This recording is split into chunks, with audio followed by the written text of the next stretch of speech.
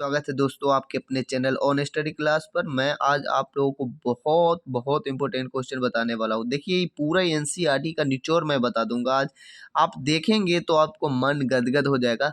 सारे क्वेश्चन यहीं से आ रहे हैं, लगभग यहीं से आ रहे हैं। तो अगर आप लोगों ने इस क्वेश्चन को ऐसे किताबों को अपने शुरू में ही नहीं पढ़ा तो क्यों नहीं पढ़ा, इस पर आप लोग खुद सवाल करेंगे। तो चलिए देखते हैं आखिर यहाँ से कैसे कैसे क्वेश्चन आ रहा है और क्या क्या हमको जानने की ज़रूरत है। तो चलिए इसको हम लोग डिटेल में पढ़े हैं। इसको शॉर्ट जो है मैं करके आपको बताने की कोशिश करूंगा, आप लोग इसको समझने की कोशिश करेंगे। तो चलिए स्टार्ट करते हैं। तो मानव जाति का इतिहास हमें कैसे पता चल सकता है, तो इस पर सवाल है, पॉइंट है। तो आप लोग जानते हैं कि इसका इतिहास जो है आप पुस्तकें से ही प्राप्त कर सकते हैं, या जो आलेख लिखा हुआ है, जो अभिलेख लिखा हुआ रहता है पत्थरों पर, उससे प्राप्त हो सकता है। तो ये जो पुस्तकें हैं वो कहाँ पर जो है अभी तो खुदा बख्श लाइब्रेरी एवं पालीगंज स्थित भरतपुरा के गोपाल नारायण सिंह सार्वजनिक पुस्तकालय में है। ठीक है ना, इसको भी थोड़ा सा ध्यान रखना है। आप देखते जाइए किस किस तरह के सवाल आपके साथ आता है, बहुत अच्छा लगेगा आपको।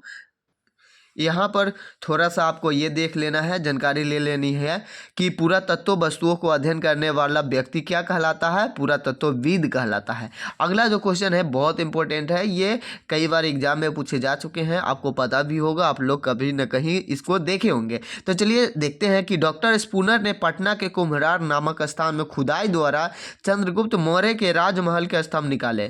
क्या? तो चंद्रगुप्त मौर्य के राजमहल के स्तंभ निकाले थे। कहाँ पर? तो कुम्हरार में। ये भी पूछा जा सकता है, खुदाई किसने करवाया? तो स्पूनर ने। ठीक है ना। कुम्हरार कहाँ है? तो पटना में है। ठीक है ना। तो इस तरह से आपको ध्यान में रखना है। अगला जो सवाल आपका बनता है वो यूं इस प्रकार है, आप यहाँ पर देखेंगे कि थोड़ा सा है कि सिक्कों का अध्ययन क्या कहलाता है। तो मुद्रा शास्त्र जो है बहुत सिंपल है, इसको भी जानना जरूरी है। तो चलिए नेक्स्ट क्वेश्चन पे बढ़ते हैं। जैसा कि ये आपको पता होगा रेडियो कार्बन विधि क्या है, तो ये किसी भी वस्तु का जो है आयु निर्धारित करता है, इससे पता लगाया जाता है। तो इसको काम को कौन करता है, तो ये भी पूछा अगर जा सके तो भौतिक शास्त्री मारिएगा, अगर नहीं पूछा जाता है तो कोई दिक्कत नहीं है, इस पे सवाल नहीं है। यहाँ पर आपको थोड़ा सा ध्यान, आपको पता भी होगा कि तिथि का मतलब क्या होता है। तो पहले हमारे भारत देश में जो है गणना विक्रम संपत और शक संपत के द्वारा होता था, परंतु पूरे विश्व में इसकी जो गणना है वो होता था ईसा मसीह के जन्म के हिसाब से। तो जन्म के हिसाब को क्या माना गया है? शून्य माना गया है। और उसके बाद को ईसा अपूर्व और इसके बाद ईसा ईस्वी और इसके जो जन्म है उनके पहले इस अपूर्व लिखा जाता है। जैसा कि आप लोग बीसी और एडी सुने होइएगा और आप जानते भी हैं। तो चलिए अगले क्वेश्चन पे हम लोग बात करें जो कि इम्पोर्टेंट है। ये आपका जो है भौगोलिक के अकॉर्डिंग है, यानी कि भूगोल से संदर्भित है क्वेश्चन। तो इसको ध्यान में रखिएगा कि अब उत्तर भारत को दक्षिण भारत से पृथक कौन करती है, कौन सी पहाड़ियाँ? तो विंध्य तथा सतपुरा की पहाड़ी जो है उत्तर भारत को दक्षिण भारत से अलग कर देती है। इसको आपको ध्यान में रखना, ये भी क्वेश्चन पूछा ही है किसी न किसी एग्जाम में। आपको पूरा निचोड़ बताने के मैं कोशिश जरूर करूंगा। तो यहाँ पर आप देख रहे होंगे कि उत्तर पश्चिमी क्षेत्र में मेहरगढ़ जैसे स्थान। तो मैं आपको अगले क्वेश्चन में आपको ये भी बताने की कोशिश करूंगा कि गेहूं का जो धान का जो उत्पादन है और गेहूं का उत्पादन सबसे पहले कहाँ पर हुआ, इसके बारे में भी मैं बताऊंगा। तो सबसे पहले अभी ये जानिए कि अभी से जो लगभग 6000 ईसा पूर्व पहले ही गेहूँ और जौ जैसे फसलें उपजाना शुरू हो गया था। ठीक है ना, इस बात को आपको थोड़ा सा ध्यान में रखना है।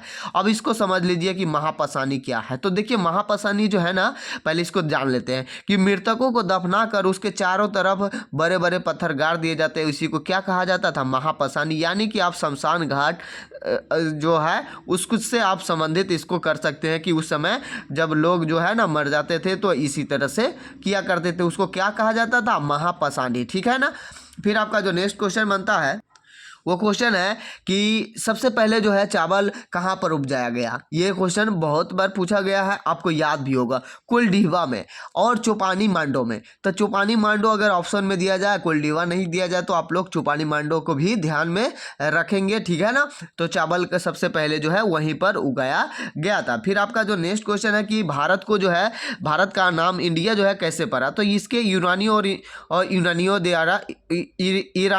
यूनानियों द्वारा, ठीक है ना तो सबसे पहले थोड़ा सा ये इंपॉर्टेंट पॉइंट बनता है जो कि आपको जानना चाहिए, इसलिए इसको मैं थोड़ा सा डिटेल में पढ़ देता हूँ कि हम अपने देश के लिए प्राय इंडिया तथा भारत जैसे नामों का प्रयोग करते हैं। जैसा कि ये नाम जो है अब हटाने की कोशिश किया जा रहा है और हटा दिया भी गया है, परंतु ये इतनी जल्दी तो हटेगा नहीं सभी के दिल से। तो देखते हैं, इंडिया शब्द इंडस से निकला है, जिसे संस्कृत में सिंधु कहा जाता है। लगभग 2500 वर्ष पहले उत्तर पश्चिम की ओर से आने वाला ईरानियों और यूनानियों ने सिंधु को हिंदोस कहा है तथा इंडोस कहा है। इस नदी के पूर्व में स्थित भूमि प्रदेश को इंडिया कहा है।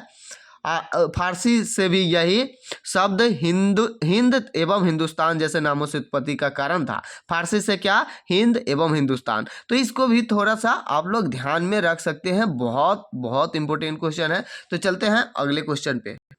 अगला जो क्वेश्चन है, जैसा कि आप लोगों के साथ जो भी आप पढ़े हैं उसी के अकॉर्डिंग क्वेश्चन है, हम लोग इस पर बात करते हैं। तो मनुष्य, पशु या पौधों के अवशेष की पर चिंता का निर्धारण किस विधि से करते हैं? तो अभी आप लोगों ने पढ़ा कार्बन 14 पद्धति जो है वस्तुओं का आयु निर्धारित करती है। ये इंपॉर्टेंट क्वेश्चन जो यहाँ पर पूछा जा रहा है, आप लोग भी इसका जवाब दे सकते हैं। उत्तर भारत को दक्षिण भारत से कौन पर्वत अलग करती है?